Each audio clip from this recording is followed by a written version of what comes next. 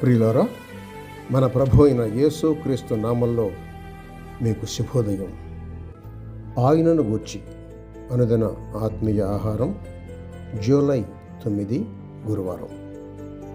నేటి మన ధ్యాన లేఖనం రోమియోలకు రాసిన పత్రిక 8వ అధ్యాయం 32వ వచనం.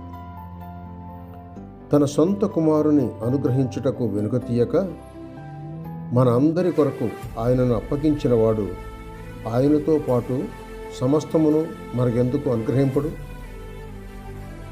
వ్యాఖ్యానాంశం: మనకివ్వబడిన సంపూర్ణ ఈవి. వ్యాఖ్యానాంశం: మనకివ్వబడిన సంపూర్ణ ఈవి. వ్యాఖ్యానం: అనుగ్రహిస్తాడు అని దీని అర్థం. కుమారుని ఇచ్చిన పిదప 2 అణాలివ్వడా, 200 ఇవ్వడా? సహాయం చేయడా? చేస్తాడు.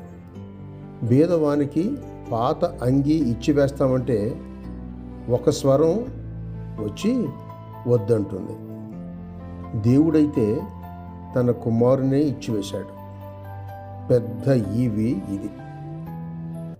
ఆ కుమారునితో కూడా మనకెంత ఇచ్చి ఉన్నాడో ఎంచుకోండి. 1, ఆయన క్రీస్తునందు పరలోక విషయములలో ఆత్మ సంబంధమైన ప్రతి ఆశీర్వాదమును మనకు అనుగ్రహించను అని ఎఫెసీయులకు రాసిన పత్రిక 1వ అధ్యాయం 3వ వచనం చెబుతోంది. ప్రతి ఆశీర్వాదము వచ్చున్నది.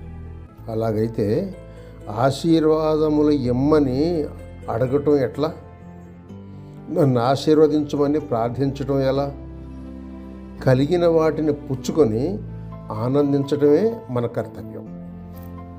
2, జీవమునకును భక్తికిని కావలసిన వాటన్నిటినీ మనకు దయచేయుచున్నాడని 2వ పేతురు పత్రిక 1వ అధ్యాయం 3వ వచనంలో అంటూ ఉన్నాడు. ఒకదానిలో అనుగ్రహించను అని ఉంది, దీనిలో దయచేయుచున్నాడు అని ఉంది. ఏది ఎట్లున్నా దేవుని పిల్లలకి ఏమీ కొదువు లేదు అని తెలుస్తోంది. తన శిష్యులను తను అడుగులేదా? నేను తొలిగా మిమ్మును పంపినప్పుడు మీకేమైనా కొదువాయనా అంటే లూకాసు వార్త 22వ అధ్యాయం 35వ వచనంలో వారిచ్చిన జవాబు గమనించండి. ఏమీ తక్కువ కాలేదు అన్నారు. క్రీస్తు పేరట దేవునికి స్తోత్రములు. నేడే మీ వంతు మీకు వచ్చేటట్టు చేసుకోండి. సహోదరుడు సైలస్ ఫాక్స్. శుభములతో వందనాలు.